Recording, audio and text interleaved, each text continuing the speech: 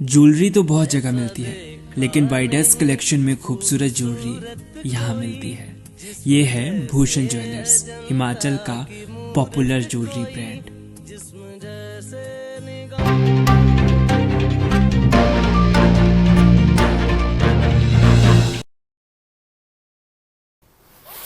नमस्कार, मेरा नाम है तेजपाल नेगी और आप देख रहे हैं SJTV।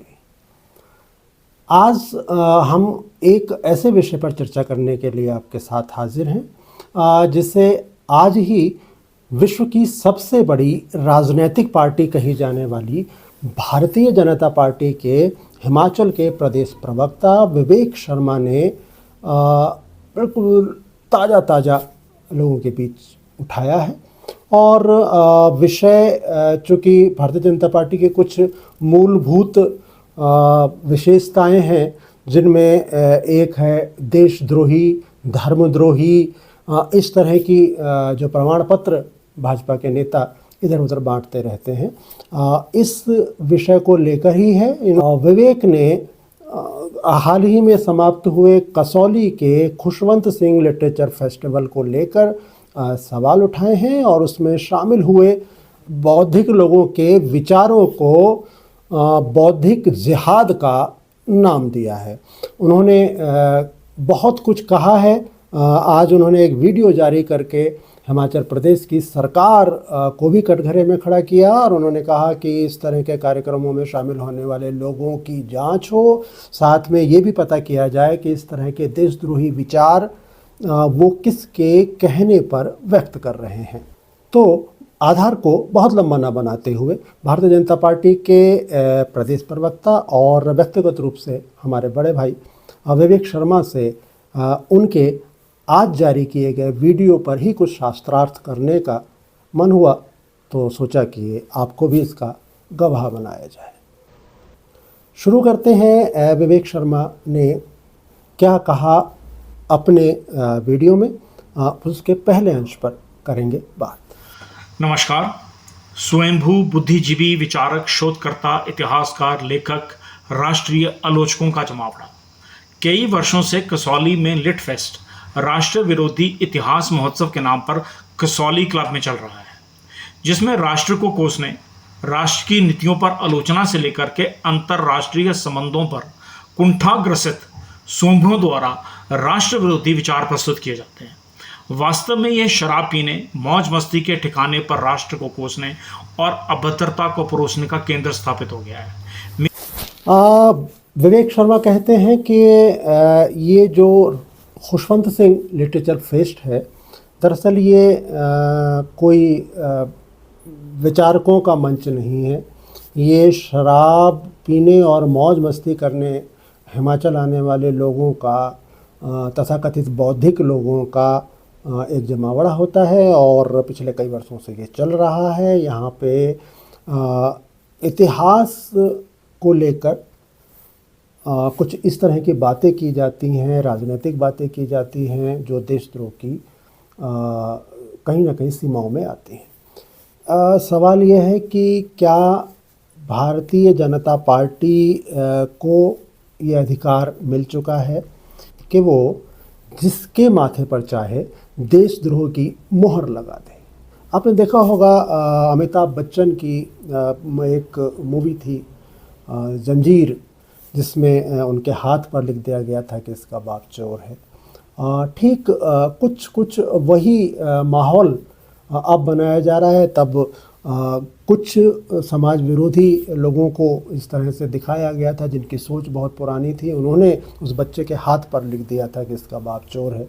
लेकिन भारतीय जनता पार्टी के पढ़े लिखे, समझदार, बौद्धिक, जिम्मेदार नेता अगर किसी भी व्यक्ति के माथे पर मोहर लगा देंगे देशद्रोह की, तो ये अधिकार भारतीय जनता पार्टी को किसने दिया, ये विवेक शर्मा को क्लियर करना चाहिए। विवेक शर्मा ने यहाँ पे एक बात और कही है। उन्होंने कहा है कि राष्ट्रीय आलोचना इस जमावड़े में की जाती है। मुझे लगता है कि यहाँ पे विवेक जी शब्दों से खेल गए हैं। राष्ट्रीय आलोचना नहीं, राष्ट्रीय सरकार की आलोचना हो सकती है, प्रदेश सरकार की आलोचना हो सकती है, किसी व्यक्ति विशेष की आलोचना हो सकती है, लेकिन इस देश में अभी कोई इतना हिम्मत वाला पैदा नहीं हुआ जो भारत की आलोचना करे। हाँ, सरकार की नीतियों की आलोचना हो सकती है और उसका स्वागत किया जाना चाहिए। दूसरी बात ये कि आपने कहा है कि यहाँ लोग शराब पीने आते हैं और मौज मस्ती के लिए आते हैं और ये सब कुछ करते करते ये लोग मंच से सरकारों को आपने तो साफ कर दिया कि राष्ट्रीय आलोचना करते हैं, लेकिन राष्ट्रीय नहीं करते, ये मैंने पहले क्लियर किया। लेकिन विवेक जी, अगर शराब पीना अपराध होता तो सरकार आपकी है केंद्र की, शराब को भारतवर्ष से ही बैन कर दिया जाता और इसको अपराध की श्रेणी में गिना जाता। शराब पीकर गाड़ी चलाना अपराध है, शराब पीकर मारपीट करना अपराध है, लेकिन शराब पीकर पूरे होशो हवास में जिम्मेदारी के साथ में किसी व्यक्ति की आलोचना करना बिना गाली गलौज के वो अपराध नहीं है। लेकिन आपने तो इसको सीधे ही अपराध ना कह के सबसे बड़ा अपराध कह दिया, देशद्रोह का अपराध कह दिया। तो मुझे लगता है कि यहाँ पे भी आप थोड़ा बहुत शब्दों से खेलने की कोशिश कर रहे हैं। कुल मिला के निशाने पर आपके कौन है ये आगे जाके आप खुद ही साबित कर दें। सुनते हैं आगे उन्होंने क्या कहा है। मेरा हिमाचल प्रदेश प्रशासन व सरकार से विनम्र निवेदन है, इस राष्ट्र विरोधी विचार जिहाद को सख्ती से निपटा जाए। बौद्धिक जिहाद मानवीय अपराध से अधिक खतरनाक होती है। अभिव्यक्ति को बोलने का अधिकार कानून की लाचारी में ना परिवर्तित हो, प्रदेश सरकार सुनिश्चित करे। सुना आपने, विवेक कह रहे हैं कि इस राष्ट्र विरोधी विचार जिहाद, बौद्धिक जिहाद जिसे वो कहते हैं, इस पर प्रदेश सरकार को सख्ती से निपटना चाहिए इससे। और साथ में उन्होंने एक बात और कही, उन्होंने कहा कि अभिव्यक्ति की आज़ादी कहीं कानून की लाचारी ना बन जाए, इस पर भी प्रदेश सरकार को सोचना चाहिए। और उन्होंने प्रदेश सरकार को सख्त कदम उठाने के लिए कहा। उन्होंने इसको देशद्रोह से सीधे जोड़ा, जो मैं आपसे पहले कह रहा हूँ कि एक मोहर भारतीय जनता पार्टी के हर नेता के पास में होती है, जिस पे जब चाहे वो धर्मद्रोही या देशद्रोही का ठप्पा किसी के भी माथे पर लगा सकता है, जैसा कि विवेक शर्मा ने इस वीडियो के माध्यम से लगाने की कोशिश की। और अब देखते हैं उन्होंने आगे क्या कहा। आप किसी दिवंगत की याद में एकत्रित होकर के अपने विचारों के अनुमोदन और संबोधन में भारत की अर्थव्यवस्था, भारत की अंतर्राष्ट्रीय संधियां व नीतियों पर किन राष्ट्र विरोधी ताकतों के इशारों पर आलोचना का अधिकार इनको किसने दिया है? कभी प्रथम प्रधानमंत्री पंडित जवाहरलाल नेहरू की विदेश नीति हो या वर्तमान प्रधानमंत्री श्री नरेंद्र मोदी जी की राष्ट्र नीति हो, आखिर लिटरेचर फेस्टिवल के नाम पर किन देशद्रोही ताकतों के इशारों पर बौद्धिक जिहाद को आलोचना का अधिकार प्राप्त हुआ है? कह रहे हैं विवेक शर्मा कि इस लिटरेचर फेस्टिवल में किन भारत विरोधी शक्तियों के इशारे पर भारत की अर्थव्यवस्था, भारत की विदेश नीतियाँ या फिर अंतर्राष्ट्रीय संधियाँ, इन पर आलोचना करने का अधिकार उन लोगों को किसने दिया जो इस फेस्टिवल में शामिल हुए थे। और शायद वो किस विशेष वक्तव्य की बात कर रहे थे उन्होंने ये क्लियर नहीं किया है, तो हम भी फिर उसी हिसाब से उनसे बातचीत करेंगे विवेक शर्मा से। विवेक जी, इस देश के संविधान ने देश के हर नागरिक को अपनी अभिव्यक्ति की आज़ादी से प्रस्तुति करने का अधिकार दिया है।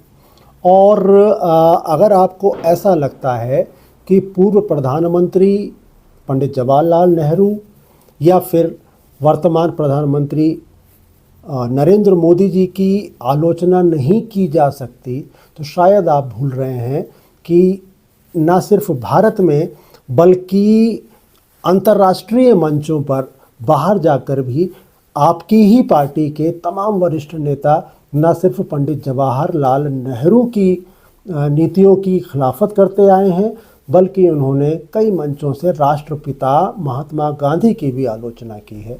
लेकिन इस देश के नागरिक अभी इतने असहिष्णु नहीं हुए हैं कि वे प्रधानमंत्री नरेंद्र मोदी या फिर उनके साथ के दूसरे भारतीय जनता पार्टी के वरिष्ठ नेता जो कि अंतर्राष्ट्रीय मंचों पर पंडित जवाहरलाल नेहरू, महात्मा गांधी, इंदिरा गांधी या फिर और दूसरे तमाम हमारे नेता जो नीति निर्धारक रहे, जो प्रधानमंत्री पदों पर शोभित हुए, उन सब की आलोचनाओं को ना सुन सके। रही बात ये कि आज आप जब प्रधानमंत्री नरेंद्र मोदी हैं तब आप इस बात को कह रहे हैं कि पंडित जवाहरलाल नेहरू की आलोचना यहाँ पे कैसे की जा रही है, तो आपको आपकी पार्टी के नेताओं को अपने गिरेबान में झांकना पड़ेगा कि पंडित जवाहरलाल नेहरू ही नहीं, अन्य कई लोगों को, बड़े बड़े जो नाम हैं इस देश के, उनकी आलोचना भी आपके नेता ही अंतर्राष्ट्रीय मंचों पर भी कर चुके हैं और करते रहते हैं। राष्ट्रपिता महात्मा गांधी भी इसमें एक है। विदेशों में रह रहे भारतीय, विश्व के श्रेष्ठ पदों पर कार्यरत भारतीय, अंतर्राष्ट्रीय मंचों पर भारत का प्रतिनिधित्व कर रहे खिलाड़ी, अधिकारी, नेताओं को राष्ट्र विरोधी विचारिक जिहाद का सामना करना पड़े तो भारतवासी होने के नाते हम सब के लिए ये बेहद शर्मनाक है। बात तो आपने बिल्कुल सही कही है। विदेशों में रहने वाले भारतीय, विदेशों में उच्च पदों पर बैठे भारतीय, शायद आप दूतावासों पर या राजदूतों की बात कर रहे होंगे, साथ में आपने कहा कि अंतर्राष्ट्रीय बड़े बड़े पदों पर, अंतर्राष्ट्रीय मंचों पर बैठे हुए भारतवासी, इनमें भारतवंशी अगर आप कहें तो ज़्यादा अच्छा होगा, उन लोगों को, अंतर्राष्ट्रीय खिलाड़ियों को, उन लोगों को अगर भारत सरकार की आलोचना सुनने को मिलती है तो उन पर क्या गुजरेगी और क्या गुजरती होगी, आप शायद ऐसा कहना चाह रहे हैं। सवाल ये है कि शायद उन पर इतनी बुरी नहीं गुजरी होगी जब आपके अंतर्राष्ट्रीय खिलाड़ी दिल्ली में पुलिस द्वारा सड़कों पर घसीटे जा रहे थे और जिन पर वो आरोप लगा रहे थे, जिन लोगों पर भी आप ही की सरकार के लोग हैं, उन पर आरोप लगा रहे थे और हमारी सरकार उनको बचाने में लगी थी, उनके पद तक को नहीं बदला गया था, पार्टी से निकालने की बात तो दूर है। तो ज़रा सोचिए कि ऐसे में आलोचना न की जाए तो क्या किया जाए। ऐसी परिस्थिति में हम अपनी धरती का उपयोग अपने ज्येष्ठ व श्रेष्ठ नेताओं की आलोचना के लिए उपयोग नहीं होने देंगे। इसे रोकना प्रत्येक सरकार की जिम्मेवारी है। आज का भारत राष्ट्रीय स्वाभिमान के लिए आवाज़ उठाना भी जानता है। हम कानून को अपने हाथ में नहीं लेना चाहते, लेकिन अगर इस अपवाद पर कानूनी अंकुश नहीं लगता है तो परिस्थितियां आगामी वर्षों में खराब हो सकती हैं। विवेक जी, बड़े दुख के साथ कहना पड़ रहा है कि आप भारत के जिस स्वाभिमान की बात कर रहे हैं, वो स्वाभिमान भारत का आलोचनाओं से ख़त्म नहीं होने वाला। अगर हमारी सरकारों की आलोचना होती है तो इसे देश की जीवंतता माना जाना चाहिए, इसे देशद्रोह नहीं माना जाना चाहिए।